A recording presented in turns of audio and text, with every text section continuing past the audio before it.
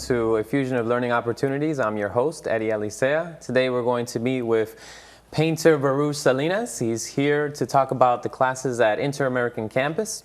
By the way, you can reach us at 305-237-6195. Baruj, tell us a little bit about yourself.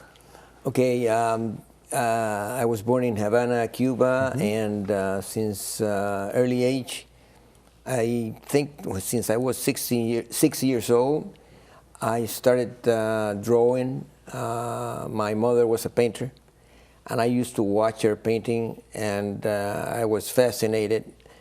And that's how I started falling in love with painting.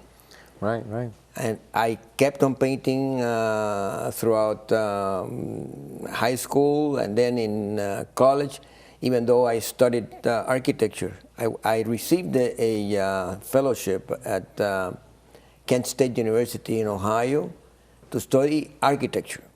My father was an architect, so I wanted to follow in his footsteps. But my family was poor, and I figured that if I studied art, I did get a full scholarship, but I decided about 3 months into the career that I should quit art and study architecture. Architecture. And that's what I did. I graduated as an architect, but never stopped painting. I kept on painting and exhibiting. And then I went to live in San Antonio, Texas after I finished my career. I worked there for an architect. I did work as an architect for a few years. Okay. Meanwhile, I kept on painting and exhibiting. I did receive a number of prizes in different museums in San Antonio, Whitney Museum, the other museum, I don't recall right now the name, McNay Art Institute. And then in 1970, I received a fellowship from the Cintas Foundation. For architecture or for art? For art. For art, okay. Yeah. Architecture was my sideline, actually. Okay. Painting has always been my passion. Your passion, right. And I did receive it in 1969 for the first time. When I got the second fellowship from the Cintas Foundation, I decided that I was going to quit architecture. And I did. And in 1974, I kept on painting throughout all this period. Okay. In 1974, my lifetime passion was to paint and live in Europe. So I moved to Barcelona, Spain. First, I landed in Madrid, stayed there for a week. I didn't quite like Madrid that much. And Barcelona attracted me because of its nearness to the sea. And when I went there, I had a friend that was living there already. An artist friend as well? An artist friend, yes. And so I didn't feel that I was going to be all alone. And when I landed in Barcelona, it reminded me very much of Havana, the structure of the city, the buildings, the architecture. Right. And I really felt comfortable. Except that, the language was a little different. Yeah, and a problem because Catalans are very keen on speaking the proper language. Their language, yeah. Right. But I became friends with a lot of Catalan artists. They treated me well.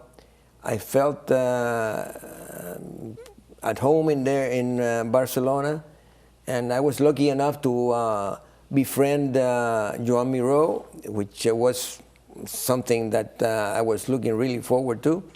I also became friends with Antoni Tàpies, both very famous, both now deceased, and also with a number of other artists in Barcelona. I exhibited in Barcelona in different galleries. A good one, Joan Prats, and I started working in an atelier doing etchings and lithographs. Okay, great. I became friends with Masafumi Yamamoto, who is a master engraver. He studied in Paris with William Hayter, a very famous engraver. Okay. And he became a master. And I was lucky enough to be able to do work with him.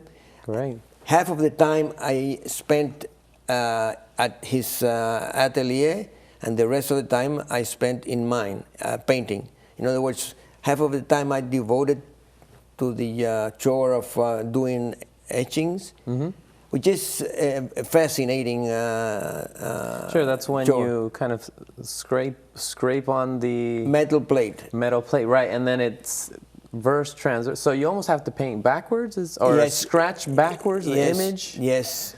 Okay. And you have to work with acids. Right. And that's what the acid is, what etches the metal. You scratch the metal, but the acid etches the metal, and the incision then is inked and transferred onto a wet paper, and which is then placed into a rack to dry.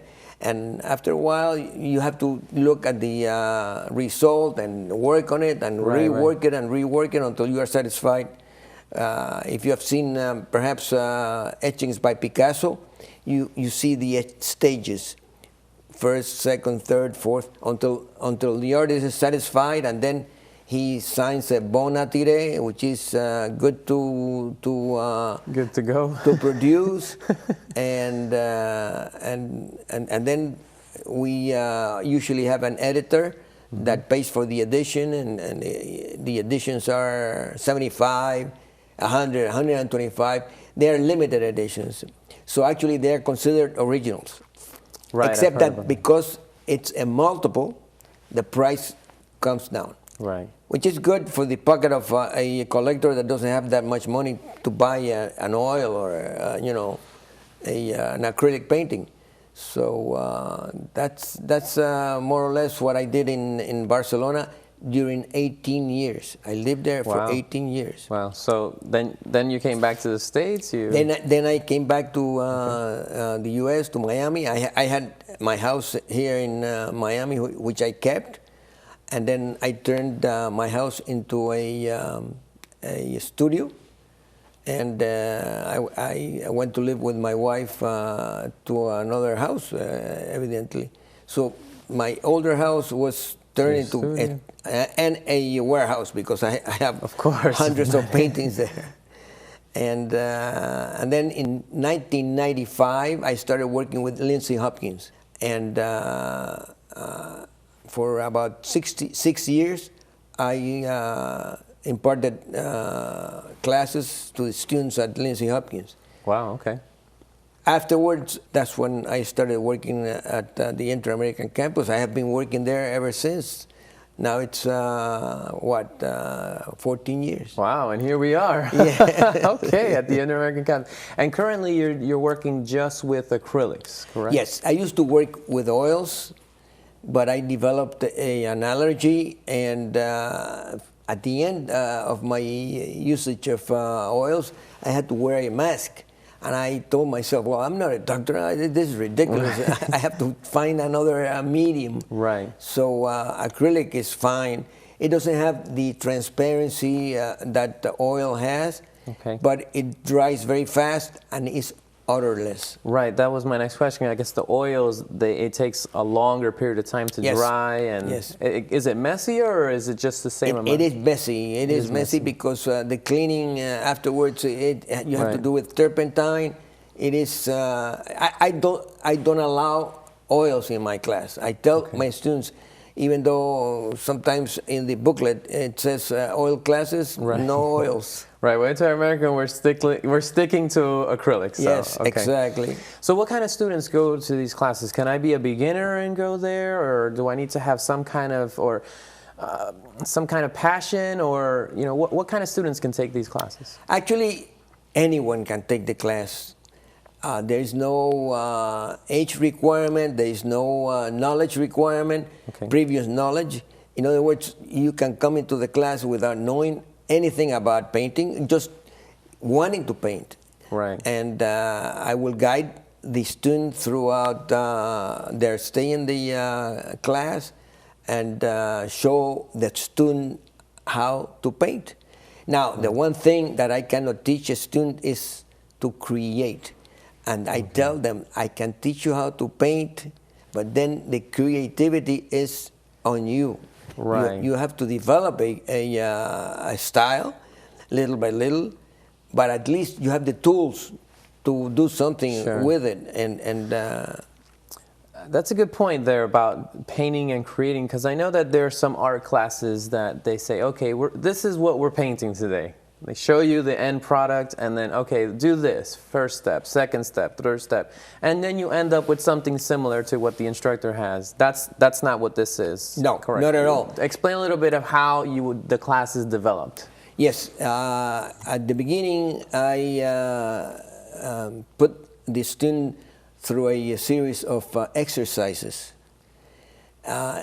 with the pencil, line exercise, composition exercise, color exercise, and then having achieved a measure of assurance, then I tell them to start looking for subject matters that they like, whatever they like. I don't care what it is, landscapes, figures, Still lives, yeah, whatever, it is. whatever. If they want to paint a person or Now, a picture, portrait. the one thing I don't do, Eddie, is to tell them to paint like I do abstract painting.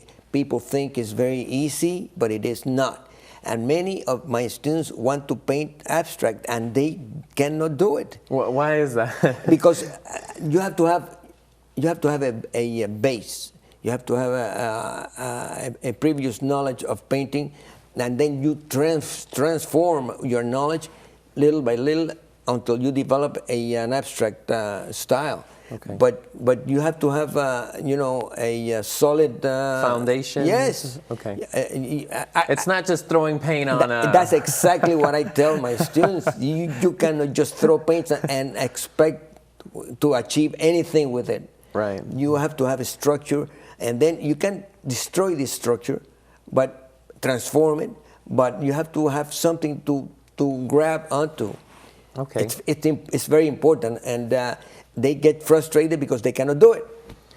Right. So now they're going through this procedure and drawing and a little bit of painting, Composition, maybe Techniques, different techniques. Okay, brush techniques, strokes. Brush techniques, India ink, wet on wet, collage.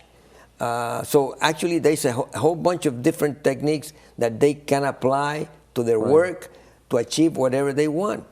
And of course, in 6 classes, that is not possible. Right. So what happens is that many of my students, a lot of them, they keep coming term after term. Sure. And that is how they really develop a knowledge of the artwork, and some of them are already selling their work in art fairs, and some in galleries also. Wow, that's great. Which makes me very proud. That they should be proud. Yes. That's great. So it's a process. They start out. I mean, have you had a student that started with 0 and? Yes. And again, I guess it depends on the person's ability and the time that they put in. But I would imagine that through these you help blocks, yes. building blocks. And Yeah. how do you help them through that? Aside from these practices, what else do you give them, or what do you tell them, or? Well, as they develop skills, I just guide them through the different areas of painting, and composition is very important, evidently, and proportion. If they want to paint figure paintings, they need to know a little bit about proportion. Sure. So I tell them to go to museums, to go to galleries, look at paintings, read art books, develop a knowledge of the medium. And some of them do, many don't, and they struggle. So it's up to the personal Yeah. interest that you might have in the subject. Right. And I was just thinking, as you're telling me this, and you said that some of your students have gone on and put stuff, have things in galleries. Yes. So Yes. I wonder that there's probably a watcher out there that's been painting for a while that maybe they haven't been able to get their work in art gallery. And would you be able to help them, someone who's more advanced as well, or is that a more difficult to try to mold someone once they have X amount of knowledge? Well, actually, it is not easy. It is not easy. There's a reduced number of galleries, even though it seems that there's a lot, there's not that many. Okay. And the clients for art are few and far in between. So most people that buy art, they want to buy something that has a background, you know, an artist that has a number of art shows behind them and right. A resume. So it's a process. It is a process. It's like everything in life. Sure. It takes time. You cannot do it from now until later. You have to take step by step and develop it. Right. So well, the great thing is that because you've been that was the process that you went through. Yes. Now you could teach that Yes. to your students if they want to. You know, maybe they want to do it as a hobby. Great. Here they are. They paint. You know. You know, I tell them because you know they get frustrated, and I tell them, look, it's taking me because they say, how can you do that so easily? And I say, it's taking me 50 years to do this. Right, that's what happens. It starts to look easy. You know, I tell them the story of Miro, that people would tell him, you know, your work looks like it's done by a little kid. And he would answer, yes, but it's taken me 60 years to be able to paint like a kid. Wow. So it's all a matter of professionalism and giving your all to what you do, no matter what. It doesn't make, right. If it is painting or sculpture or whatever. In the art world, there are many facets that you can go into. Sure. But I think that it is important that you give it all, that you are really interested in what you're doing. Because you know, sometimes I get students that come to 3 classes and they don't come anymore. They don't come anymore. And it's their loss. If I don't even know why they come into class, because it's a non-credit class, right? Right, right. Yeah, we are the School of Continuing Education. Exactly, so exactly. They are non-credit classes. Yes. What is the youngest? I know that I think there's a limit there. 18 is about the youngest. I think that I do have a couple of students that are about 18, 20. Right. And they are the ones that have the unlimited, you know, future, because it's they have the time. Right, they have their whole lifetime. Many of my students, they come into class and they call it therapy. Okay, to relax and Yes. just paint. Yes. Okay, well that's great as well. I mean, if that's what you want, if that's what it's going to help you with, you know, that's a great idea. Yeah. And believe me, the older students of mine, they enjoy the class enormously. They do. Right. And you know, by word of mouth, they keep talking to their friends, and that's how I get more and more students. Right, and it's always word of mouth. You know, we also, with continuing education, we send out flyers and emails, and we're online, mdc.edu/CE with continuing education. And I know that there are 3 classes that are currently, well, six classes per semester that we offer. So there are different availabilities. So yeah, each class is 18 hours. Right.